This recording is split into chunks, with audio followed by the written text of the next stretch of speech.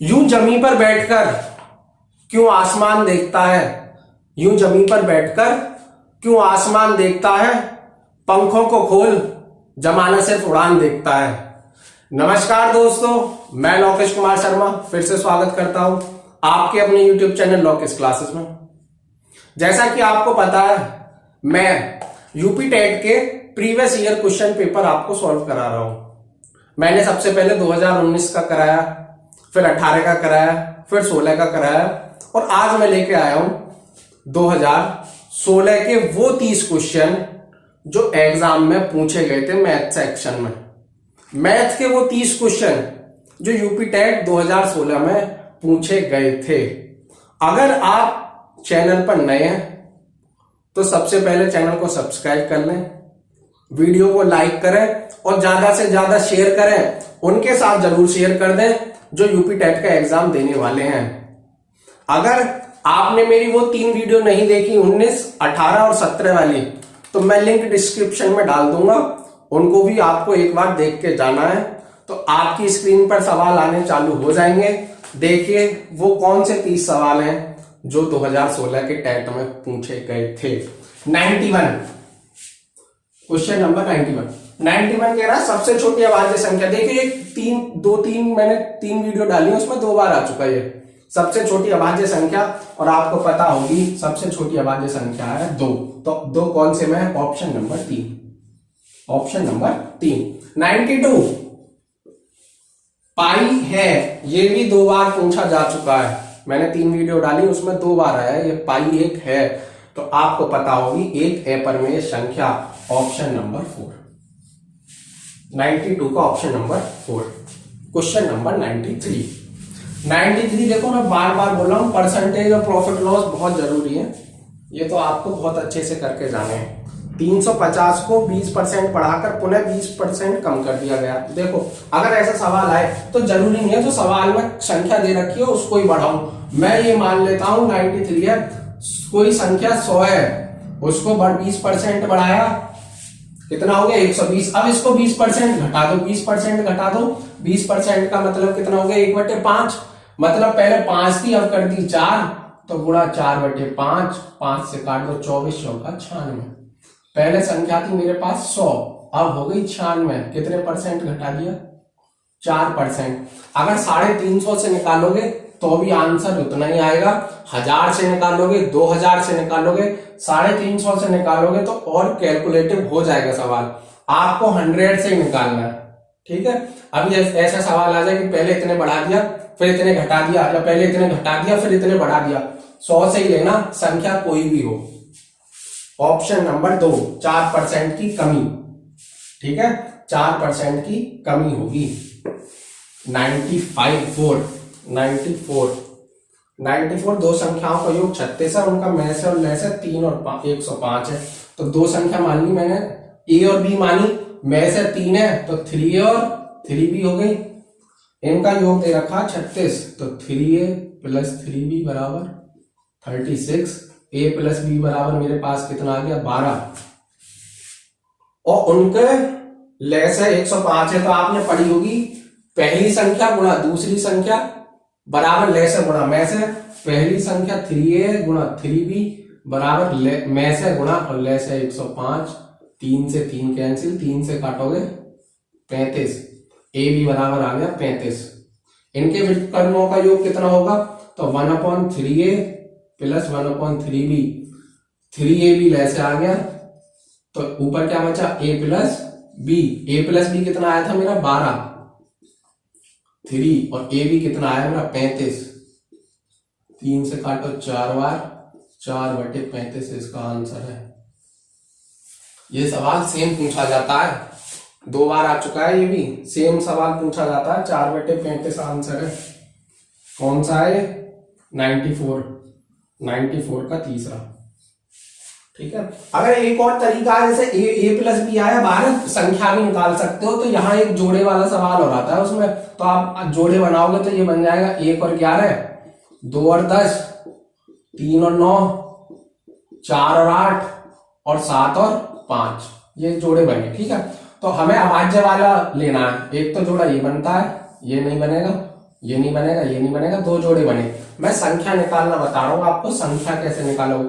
यदि 3 से अगर में से कितना 3, तो यहाँ हो गया 3 और 33, वो संख्या है 3 और 33, और 7 तिया 21 और 7 7 और ना 7 तिया 21, 5 तिया 15, वो संख्या आ गई 21 और 15। 3 और 33 हो ही नहीं सकती, क्योंकि इनका जो वो कह रहा है लैसे कह रहा है 105, 3 और 33 का लैसे पे आएगा 33 ही, और 21 और 15 होंगे, इनका लैसे पे आ जाएगा 105।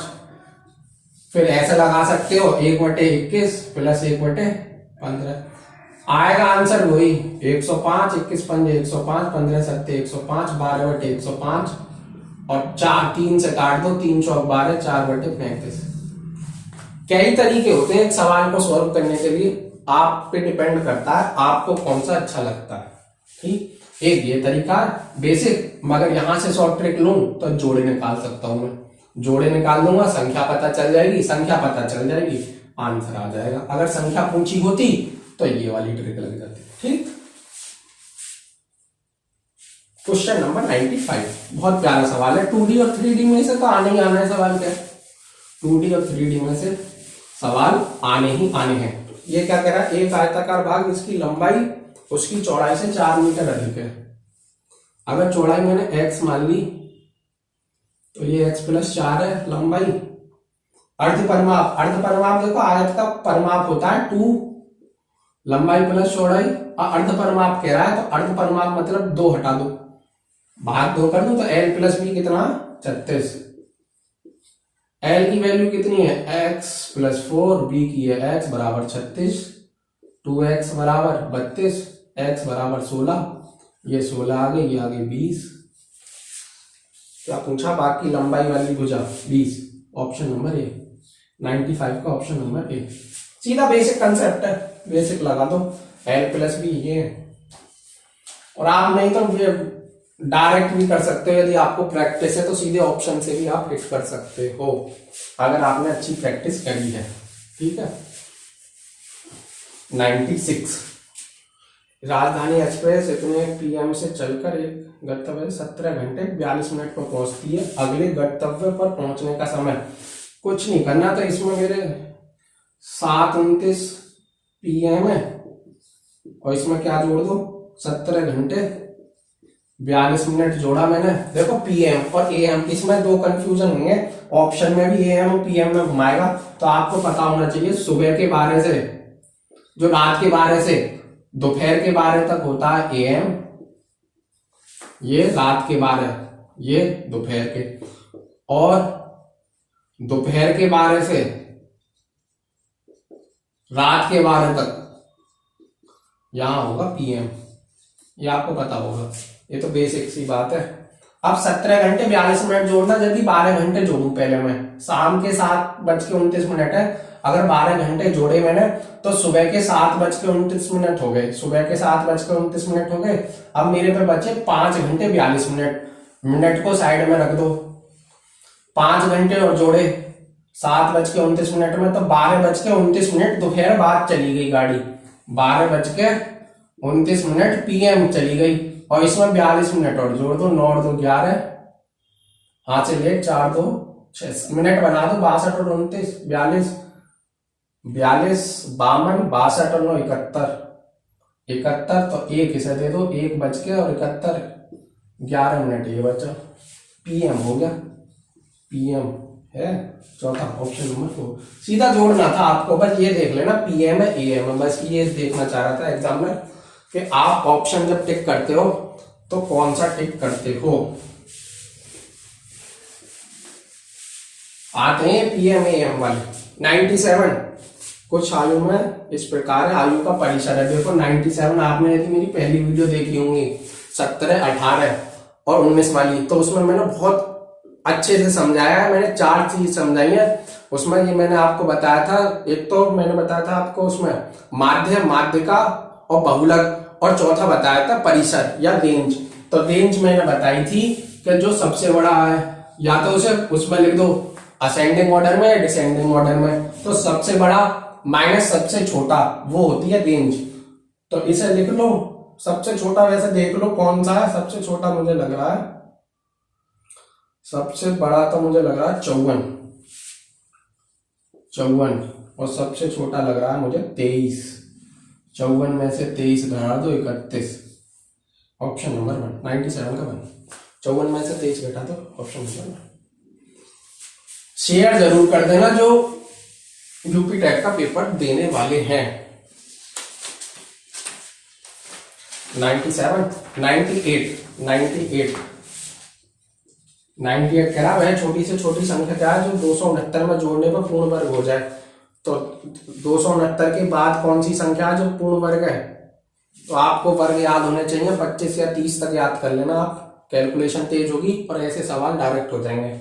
तो आपको पता होगा 17 का वर्ग होता है 289, 269 में 20 जोड़ दो, ठीक, 20 जोड़ दो, ऑप्शन नंबर। ये तो देखो बहुत बेसिक सा आ गया कि 269 में अगर सवाल बड़ा आ जाता है तो कैसे करते हैं वो समझ लो। वो आ सकता है जैसे कोई भी संख्या ले लो, कोई भी अपने मन से मान लो, जैसे 17,315 मानी मैंने। अब इसमें दो क्वेश्चन बनते हैं, एक तो बनता है कि क्या जोड़ा जाए कि ये पूर्ण वर्ग हो जाए, और दूसरा बनेगा क्या घटाया जाए कि ये पूर्ण वर्ग हो जाए। तो मैं दोनों बताऊंगा, क्या जोड़ूं और क्या घटाऊं। पहले मैं बताऊंगा क्या घटाऊं, देखो क्या घटाया जाए, ठीक है। अब देखो, अब इसका आपने वर्गमूल निकाला होगा, वर्गमूल ऐसे निकलता है, इधर से पेयर बनाओ दो दो संख्या की, एक एकम एक, अवताली 73, 73। अब यहां दुगना आता है, एक का दुगना 2। अब जितनी बार यहां लिखूंगा संख्या उतनी बार इसमें डिवाइड होगा। अगर मैंने लिखी 21, एक 21 बन गई तो 21 एकम 21, 22 लिखी तो 22 दूनी 44, और 23 लिखा हमने तो 23 दिया 69, बच गए 4, फिर जोड़े में उतर गया 15, 13 दूनी यहाँ दुगना आता रहता है, 13 दूनी 26। अब यदि एक बार गया तो 261, और दो बार गया तो ज्यादा हो जाएगा, तो एक बार दे दो 261, घटाना 4 और 15। अगर तुमसे पूछे कि क्या घटाया जाए तो जितना यहां शेषफल होगा ना उतनी संख्या घटा दो। तो 154 घटाया जाए तो इसमें से 154 घटा दोगे तो ये संख्या पूर्ण वर्ग बन जाएगी। किसका बन जाएगी? 131 का। किसका बन जाएगी? 131 का। क्या घटाया जाए, शेषफल है वो घटा दो।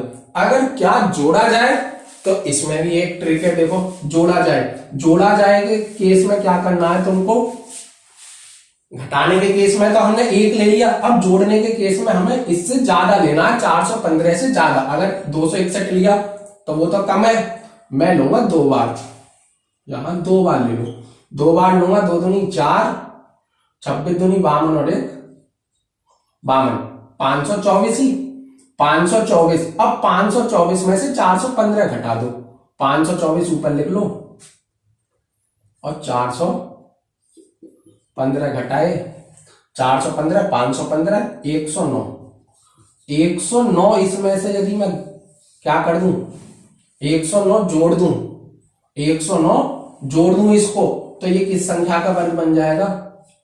132 का बन जाएगा। किसका बन जाएगा? 132 का। घटाने में जो शेषफल है वो घटा दो, और अगर जोड़ा जाए तो जो लास्ट पद है उससे अगला ले लो, 261 थी 262 ले लो, और फिर जितनी लास्ट यहां आ रही है संख्या वो घटा दो। तो 109 जोड़ने पे 109 इसे जोड़ूंगा तो किसका बन जाएगा? 132 का बन जाएगा। ठीक है, उम्मीद कर रहा हूं समझ में आ गया होगा। ये 2 टाइप के बनते हैं ये सवाल।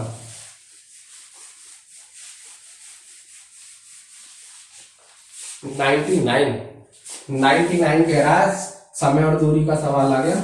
बस की चाल इसकी सामान्य चाल से 5 किलोमीटर अधिक कर दी जाए तो यह 300 किलोमीटर की यात्रा में 2 घंटे कम लेती है।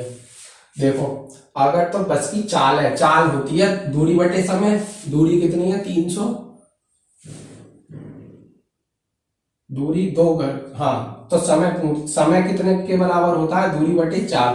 चाल मैंने मानी x मान लो, 300 को और x किलोमीटर प्रति घंटा की चाल से चालिए तो समय ले रही है इतना।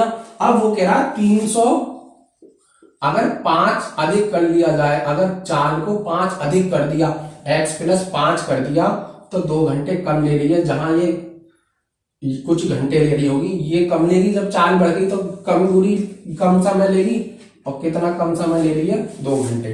देखो सबसे बेस्ट तरीका बताऊंगा तुमको, ये इक्वेशन बना दी, अब ले लो ऑप्शन 25, 30, 45 और डी इनमें से कोई नहीं। अगर मैं यहां सॉल्व करने बैठ गया तो सॉल्व करने बैठ गया द्विघात समीकरण बनेगी, एक्स की वैल्यू निकलेगी, बहुत मुश्किल से निकलेगी, निकल तो जाएगी लेकिन टाइम बहुत लगेगा। अगर तुमने ये इक्वेशन बना दी, अब देखो x की वैल्यू पूछी है कि बस की सामान्य चाल क्या है, सामान्य चाल ये है, फिर 5 बढ़ा दी तो 2 घंटे कम लग रहे हैं। अब x की वैल्यू मैंने सबसे पहले मानी 25, माने सामान्य चाल है 25, hit and drive, hit and इसे बोलते हैं hit and drive by option. 25 मैंने रखी, 25 से डिवाइड करो 300 तो आ गया 12, और 25 और 5 हो गए 30, ये आ गया 10। इक्वेशन सेटिस्फाइड हो गई, इक्वेशन सेटिस्फाइड हो गई तो आंसर आपका आ गया ए, आंसर आ गया ए।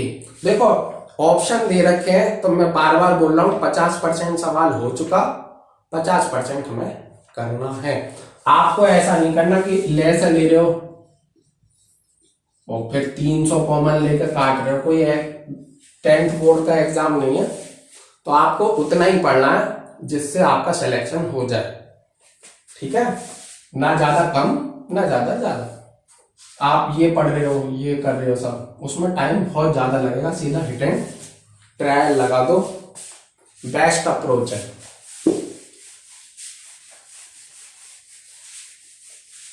बेस्ट अप्रोच है। क्वेश्चन नंबर 100, क्वेश्चन नंबर 100 बोल रहा है 9 की पावर 2x माइनस 1, 2 की पावर 5 माइनस 5, एक्स की वैल्यू पूछिए,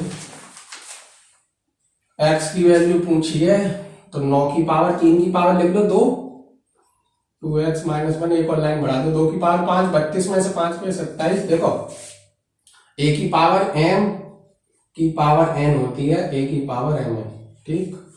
3 की पावर 4x माइनस 2 बराबर 3 की पावर 3, 4x माइनस 2 बराबर 3, 4x बराबर 5, x बराबर 5/4, x बराबर 5/4, ऑप्शन नंबर 4, ऑप्शन नंबर 4। बड़ा प्यारा सवाल है, बड़ा बेसिक सा सवाल है, आपको कुछ भी नहीं करना, बस घात को तोड़ना है। 101 फिर से 3D में से आ गया, 2D 3D में से आना ही आना है, 2D 3D में से आना ही आना है। किसी घनाभ के 3 संलग्न फलकों के पास पृष्ठ के क्षेत्रफल 7, 10, 14, यदि कोई घनाभ बना लिया मैंने, ये घनाभ बना दिया,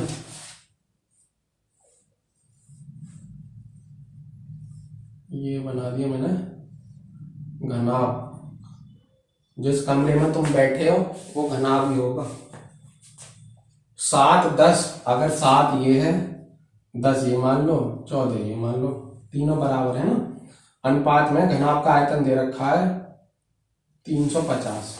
अगर लंबाई देखो अनुपात में तो ये 7x, 10x, 14x।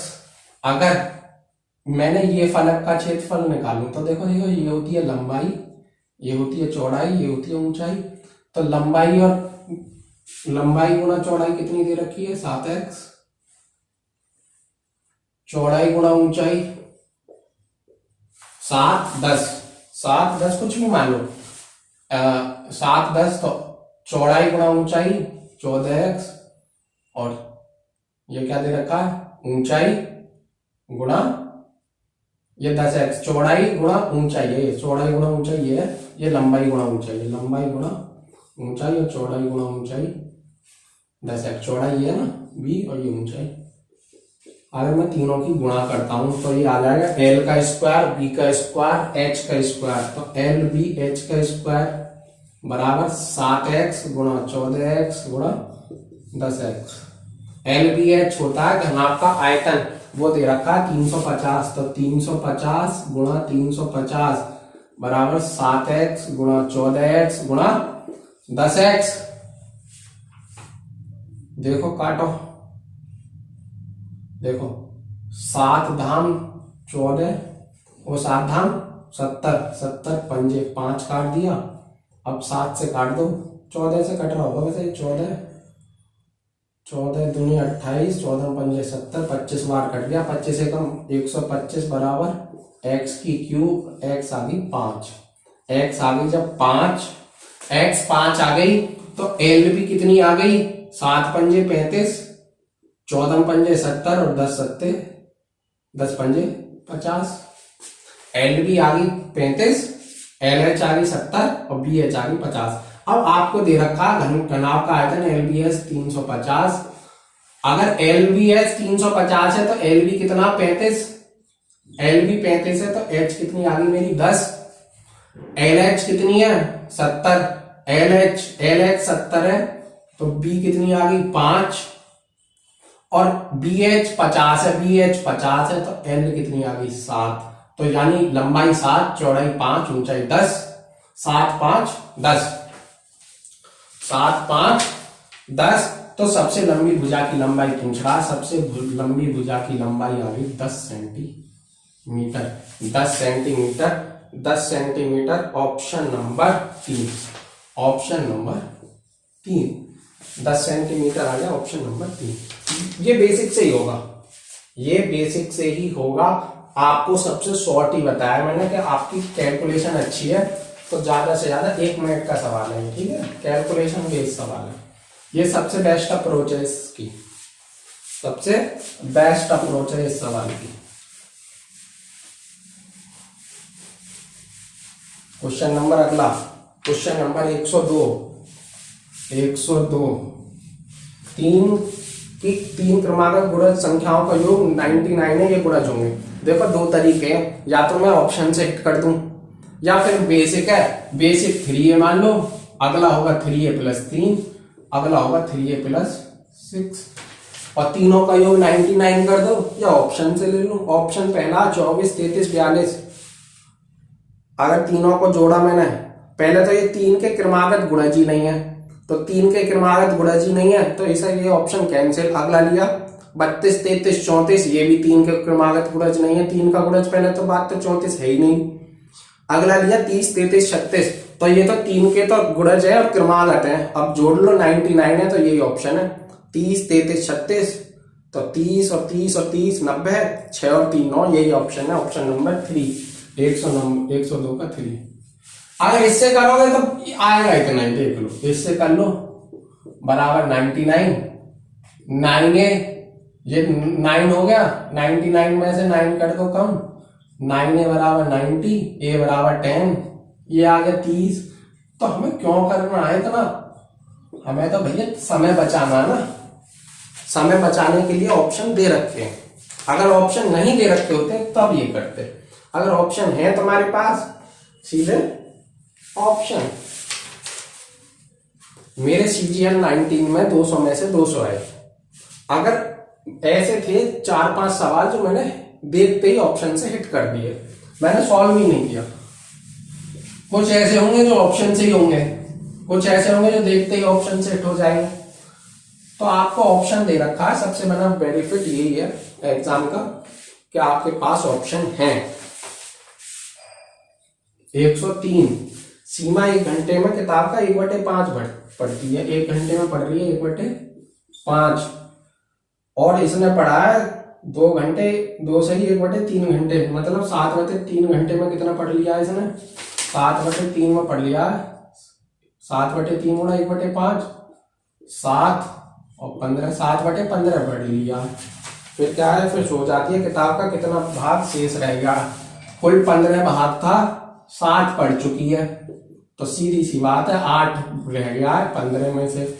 Option number 1 basic सा सवाल है, 103 का 1, बिल्कुल बेसिक सवाल है, बिल्कुल कैसा सवाल है, बेसिक सवाल है। और 104 सबसे खूबसूरत सवाल है पूरे 30 सवालों में से। देखिए आपको ऐसा कंसेप्ट सिखा दूंगा मैं कि आप भूलोगे नहीं। ये प्रॉपर्टी है ट्रायंगल की, आपने पढ़ी होंगी सिमिलर और कॉन्ग्रुएंट, समरूप और सर्वांग उसमें से सवाल है 104 ये एबीसी है, सही है। ये एक्स वाई इसके बराबर में विभाजित करती है, ठीक है, और समांतर है एसी के, ठीक, और बराबर क्षेत्र में विभाजित है, तो ए एक्स एबीसी है ना, ए एक्स और एबी का अनुपात, ए एक्स अनुपात एबी।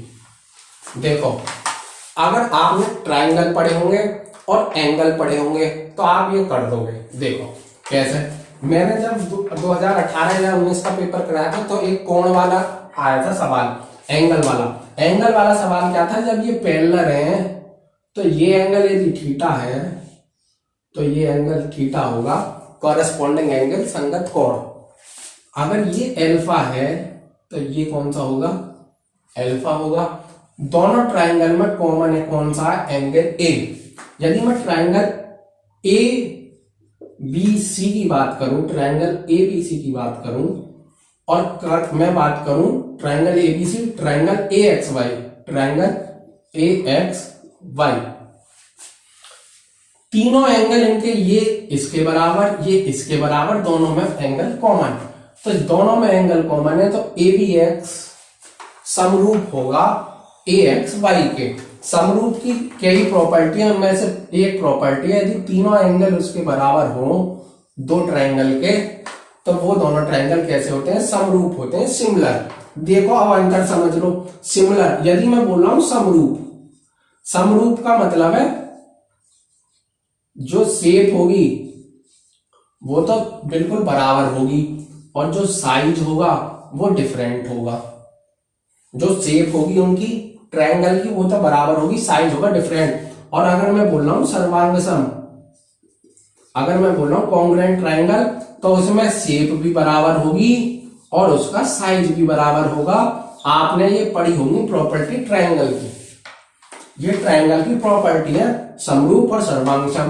तो समरूप है तो एंगल एंगल एंगल बराबर है, तो एबीसी जो ट्रायंगल है वो किसके बराबर होगा, वो सिमिलर होगा ए एक्स वाई के, ए एक्स वाई के होगा। इतनी मैंने ये प्रूव कर दिया, तीनों एंगल प्रूव कर दिए। अब आ जाओ area of ABC, area of ABC upon area of A X Y. वो कह रहा है कि दो बराबर भागों में विभाजित करता है, मतलब यदि एक भाग ये है, इसका क्षेत्रफल ए है, इसका क्षेत्रफल 1 है, इसका क्षेत्रफल 1 है, तो इसका एरिया कितना हो गया, एबीसी का टोटल का हो गया 2, टोटल का 2 हो गया, और ए एक्स वाई का कितना हो गया 1, और ये बराबर होते हैं एरिया ऑफ एबीसी इस भुजा का स्क्वायर बटे इस भुजा का स्क्वायर बराबर दोनों भुजाओं का स्क्वायर बीसी का स्क्वायर बटे एक्स वाई का स्क्वायर और ए सी का स्क्वायर अपॉन ए वाई का स्क्वायर। एरिया, एरिया मुझे मिल गया 2 और इसका 1, ए बी का स्क्वायर अपॉन ए एक्स का होल स्क्वायर, ए बी का स्क्वायर अपॉन ए एक्स का। अगर वर्गमूल लिया तो ए बी आ गई √2 और ए एक्स आ गई मेरे पास 1, A B upon A X आ गई √2/1। ए बी की वैल्यू कितनी आ गई मेरे पास √2, ए एक्स की कितनी आ गई 1, ए एक्स की आ गई मेरे पास 1। अगर ये √2 है ये 1 है तो मुझे दिख रही है बी एक्स होगी √2 - 1, √2 - 1। अब पूछा क्या है, पूछा A X, A X, A X, A X upon A B, A X, अरे यार ये गलत हो गया थोड़ा सा, ए सी बी है, ये ए बी, ये गलत कर दिया हमने, बी ए सी है, ये बी है, ये ए है, ये सी है। चलो कोई ना, सवाल में ये कर लेना, सवाल में ये पूछा ए एक्स, ए एक्स मतलब ये वाली, तो हमने निकालनी है हमें बी एक्स, हमें निकालनी है बी एक्स, बी एक्स, और ए बी तो सेम है, ए बी सेम रहेगी, तो हमें निकालनी है बी एक्स और ए बी। तो bx की वैल्यू कितनी आई हमारे पास, √2 - 1, √2 - 1, और ab की वैल्यू है √2, ab की वैल्यू है √2। अगर मैं इसको √2 की ऊपर नीचे गुणा करूंगा, √2 की ऊपर नीचे गुणा करूंगा, तो ये मेरे पास आ जाएगी 2 - √2 और रेशियो में 2, 2 - √2 और रेशियो में 2। Option number B, option number 2, 104 का 2। ये थोड़ा यहां सवाल में बी है, यहां ए है, बाकी सेम सवाल है। यहां मैंने गलती से बी लिख दिया है, यहां ए लिख दिया है, जबकि सवाल में यहां ए है और यहां बी है, उससे कोई फर्क नहीं पड़ता। बाकी प्रॉपर्टी आपकी सारी सेम रहनी है, A B upon A X, A B upon A X, B C B C B C upon X Y, और A C upon A Y. बाकी प्रॉपर्टी सेम है। आंसर आपका आ जाएगा 104 का 2। वेरी वेरी इंपॉर्टेंट है, बहुत अच्छा क्वेश्चन है, ट्रायंगल की प्रॉपर्टी का क्वेश्चन है, बहुत प्यारा। 30 सवालों में सबसे अच्छा सवाल जो है वो 104। आपको पता होना चाहिए कि समरूप कब होंगे दो ट्रायंगल, और सर्वांगसम कब होंगे, कब सिमिलर होंगे, कब कॉन्ग्रुएंट होंगे। ठीक, 105, 105 कैलेंडर का होगा, कैलेंडर का 2003 का प्रथम दिन बुध है, वर्ष 2005 का अंतिम दिन क्या होगा। देखो इसमें तुम्हें पहले कंसेप्ट सीख लो, उसके बाद तुम खुद ही कर दोगे। इसमें दो केस बनते हैं, केस 1 और केस 2। केस 1 है जनवरी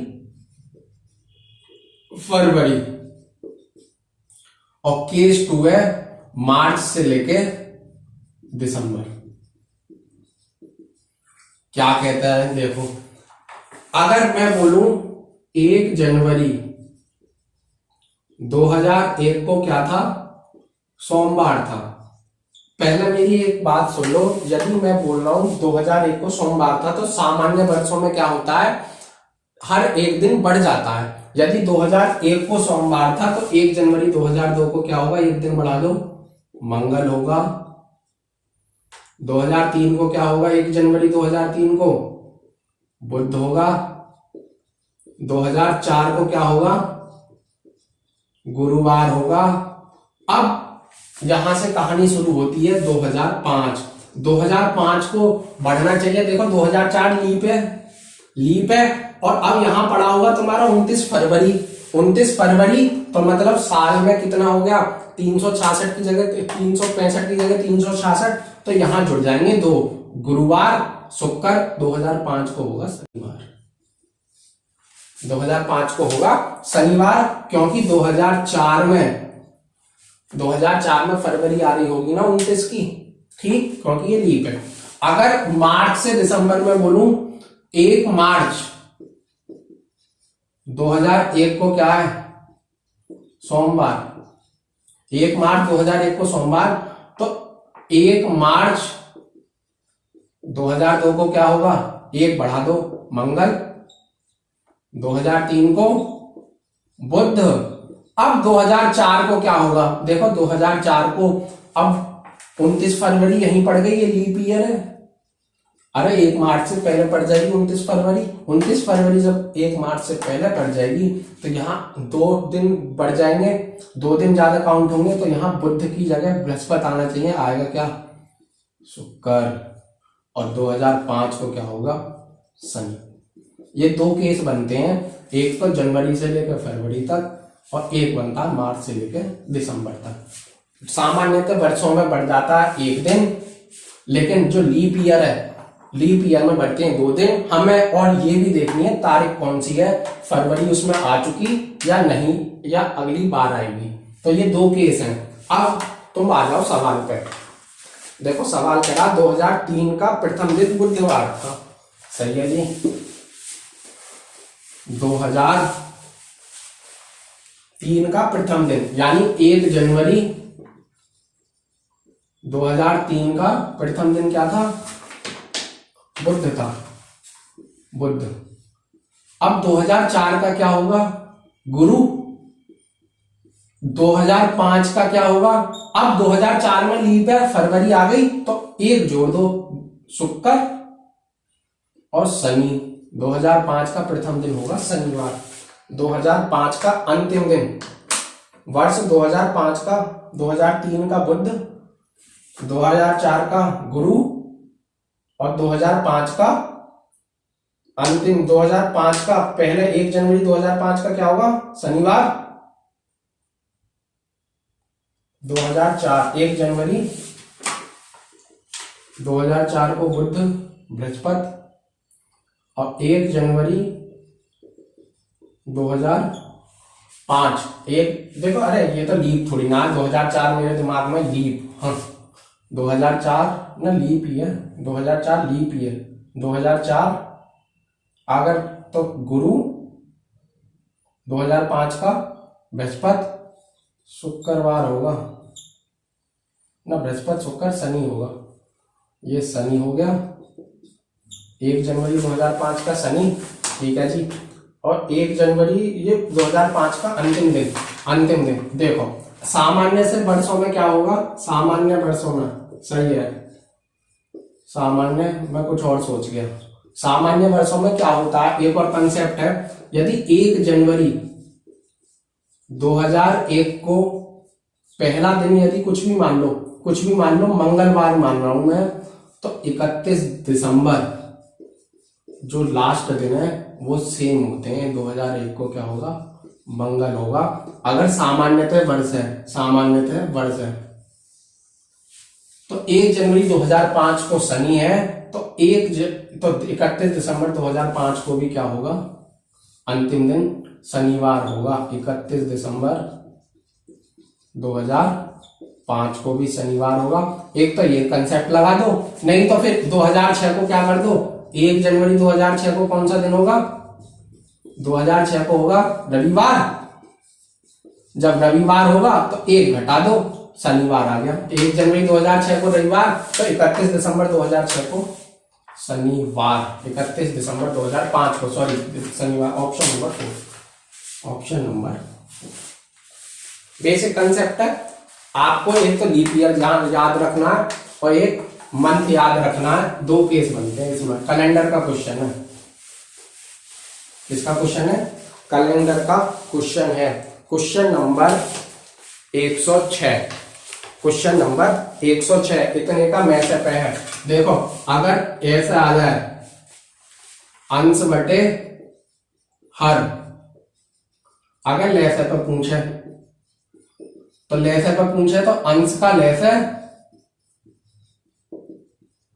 और हर का मैसे, और अंश बटे हर है।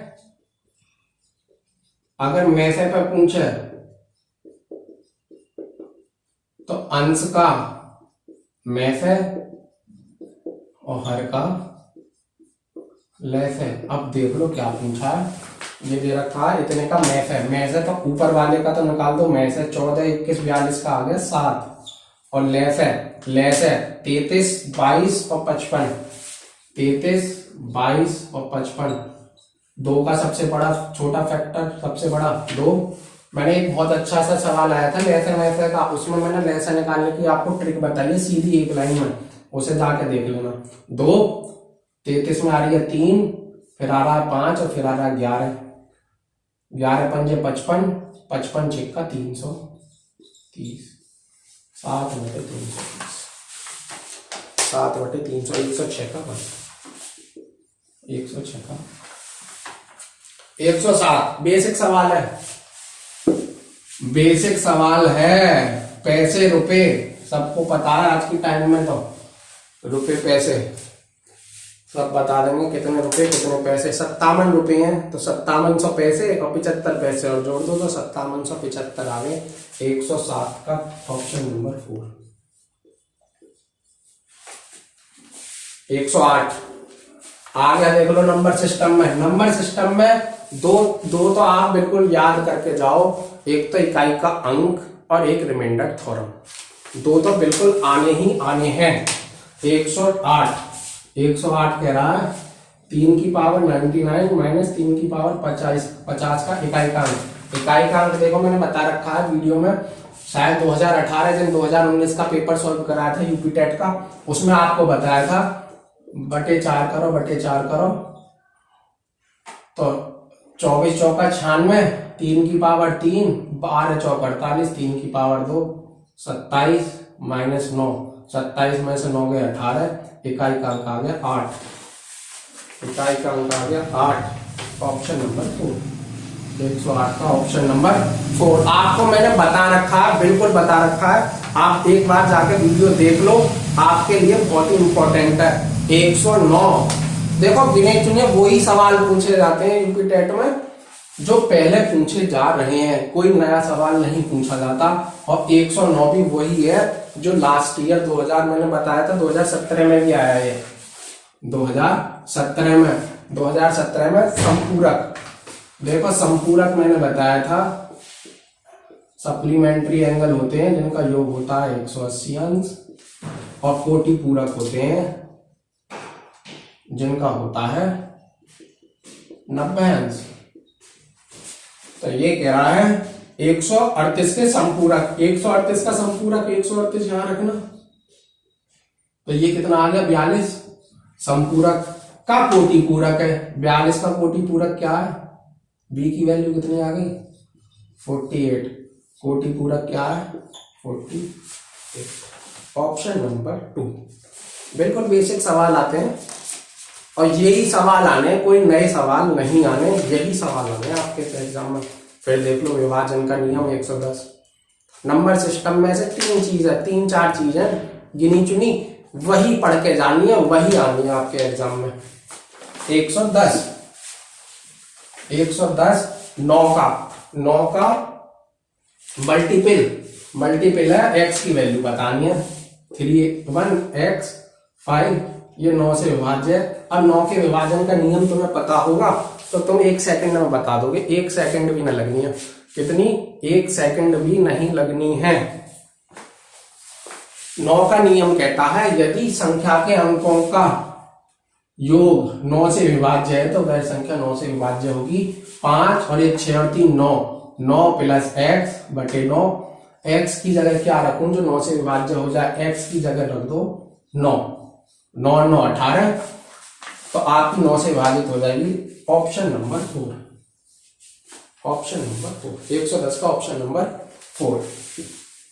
देखिए बहुत मेहनत लगती है, मैं खुद ही पेपर अरेंज करता हूं, खुद ही सॉल्व करके उन्हें फिर आपके लिए वीडियो बनाता हूं, खुद ही एडिटिंग करता हूं और खुद ही सब कुछ, मेरा खुद का काम खुद का ही रहता है। तो जितनी मेहनत कर रहा हूं मैं अकेला कर रहा हूं चैनल को बढ़ाने में, आपको अच्छा कंटेंट प्रोवाइड कराने में। अगर ये दिल से अच्छी लगी है मेरी मेहनत तो इसे सब्सक्राइब जरूर कर देना, चैनल को लाइक और शेयर जरूर कर देना, ठीक है।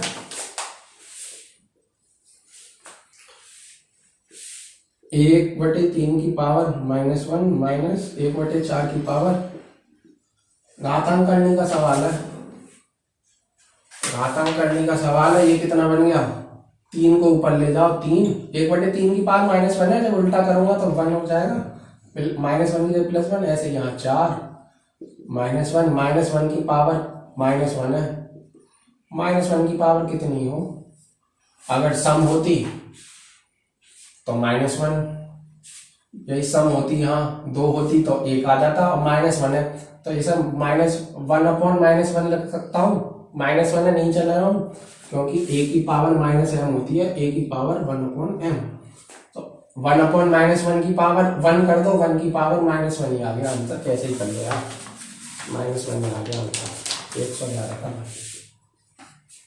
घातांक करने का क्वेश्चन है 112, क्वेश्चन नंबर 112 कह रहा किसी त्रिभुज की, बहुत प्यारा सवाल है, त्रिभुज वाला तो आना ही आना है, त्रिभुज वाला।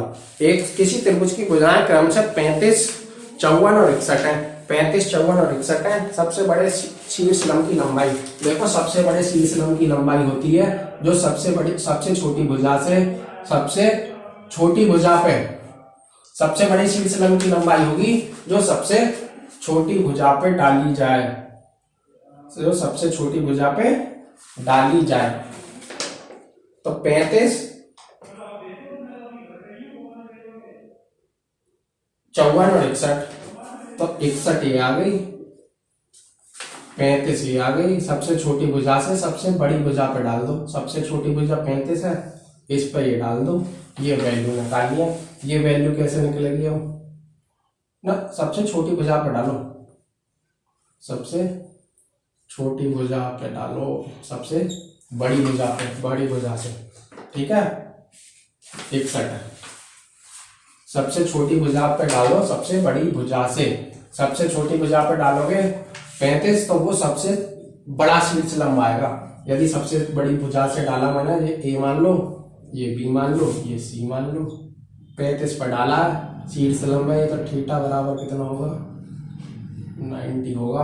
अब देखो ए की वैल्यू कितनी है, 61, बी की एक त्रिभुज का निकालने का आपने वो फॉर्मूला पढ़ा होगा जो हर एक त्रिभुज में लग जाता है, S बराबर a plus B plus C by 2।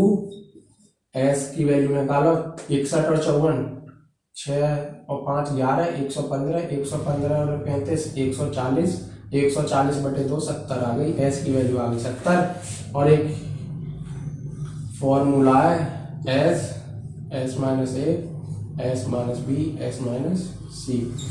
ये त्रिभुज का क्षेत्रफल हो गया, और ये किसके बराबर होगा, 1/2 35 गुणा कुछ ही मान लो, ये मान लो AD के बराबर। ये आपको बराबर करने हैं, AD की वैल्यू आ जाएगी। हमेशा ऐसा आ जाए, सबसे बड़ा शीर्षलंब होगा, सबसे बड़ा शीर्षलंब होगा जो सबसे बड़ी भुजा से सबसे छोटी भुजा पे डाला गया हो। दोनों एरिया बराबर कर दो, 1/2 35 गुणा AD। S की value 70, S minus A 9, S minus B 16, S minus C 70, 35 कर दो बस। 1/2 35 गुणा AD बराबर, ये 3 आ गया, ये 4 आ गया। पहले तो इसे बाहर ले लो, ये 3 ये 4, इसे 35 दूनी 70 लिख दूं, 35 गुणा 2 लिख दूं, तो 35 बाहर आ जाएगा। जितने ज्यादा से ज्यादा हो सकता है सवाल को सॉल्व, छोटा से छोटा सॉल्व करो। देखो 35 से ये 35 कट गई, AD आ गई, 4 या 12 दूनी 24√2। अच्छा सवाल है, बहुत ही प्यारा और इम्पोर्टेंट सवाल है। ये शायद आपने कभी पढ़ा नहीं हो कि सबसे बड़े शीर्षलंब की लंबाई। इसमें एक और क्वेश्चन आता है, सबसे छोटे शीर्षलंब की लंबाई। 2 क्वेश्चन बनते हैं, ठीक है। तो आपको क्या करना है, ट्राइंगल का एरिया, हीरोज फॉर्मूला कहते हैं, हीरोज फॉर्मूला हर ट्राइंगल में लग जाता है, और इसको कहते हैं 1/2 आधार गुणा ऊंचाई, ऊंचाई AD, ठीक। तो AD कितनी आई, ऑप्शन नंबर 3, ऑप्शन नंबर 3, 112 का ऑप्शन नंबर 3। अच्छा सवाल है, इंपॉर्टेंट सवाल है। और क्वेश्चन नंबर 113, क्वेश्चन नंबर 113 वही आ गया जो 19 में पूछा था, 18 में पूछा था, 17 में पूछा था, और 16 में भी ये पूछा था। तो आंख नीच का ये लिख दो, मैंने बताया दोनों का जोड़ दो, इनके व्युत्क्रमों का योग होगा दोनों का योगफल बटे दोनों का गुणनफल। Answer number D. और करना चाहो तो 1/a बता चुका हूं, तो a plus B upon A B, a plus B 11 और a बी 18, 113, 114। अच्छा सवाल है, 114 कह रहा है 2 भिन्नों का गुणनफल 14/15। दो भिन्न मानी a/b और मानी c/d, इनका गुणनफल दे रखा 14/15। उनका भागफल a/b और अपॉन c/d 35/24। तो बड़ी भिन्न बताओ, जब मैं अंदर अंदर की गुणा करो बाहर बाहर, AD अपॉन BC कितना आ गया, 35/24। ये पहला, ये दूसरा, दोनों की गुणा करना पहले और दूसरे की। तो AC अपॉन BD गुणा AD अपॉन BC, और ये 14/15 35 डी से डी कट गया, सी से सी कट गया, ए स्क्वायर अपॉन बी स्क्वायर कितना क्या आ गया, 7 से काटना, कट रहा किसी से, 5 से काट दो बस, 5 3 15, 7 2 से काटा, 7 2 से काटा 12, 7 गुना 7 आ गया, 12 3 36, 6 गुना 6 आ गया, ए अपॉन बी आ गया 7/6, बड़ी भिन्न आ गई, 7/6 ऑप्शन में है, 7/6 ऑप्शन नंबर 2। इतना तो करना पड़ेगा आपको, थोड़ी तो पेंसिल चलानी पड़ेगी, थोड़ी पेंसिल चलानी पड़ेगी। एक दूसरा तरीका है लेकिन उसमें रिस्क है, रिस्क ये है जैसे मैं ये थोड़ा सा हिट एंड ट्रायल है कि आपका ऑप्शन आ ही ना रहा, कि आपका आ ही ना रहा आंसर, तो मैं थोड़ा सा नेगेटिव मार्किंग है ही नहीं, तो यदि मैं तुक्का लगाऊंगा तो कैसे लगाऊंगा ये देख लो। अगर मैं तुक्का लगाऊंगा तो कैसे लगाऊंगा, अगर दो बिंदुओं का गुणनफल दे रखा 14/15, ऑप्शन देखो 7/4, 7/6, 6/7, 7/8, देखो 14/15, तो मुझे ये दिख गया ऊपर 7 का, ऊपर क्या होगा 7 का मल्टीपल होगा, नीचे 5 या 3 का होगा, ऊपर 7 का होगा, ऊपर देखो 7 के इसमें भी है, इसमें भी है, इसमें भी है, तो ये तो कैंसिल हो गए। हिट एंड ट्रायल बता रहा हूं, एक यदि ऑप्शन आपसे आ ही ना रहा सवाल तो कैसे लगाओगे, ठीक।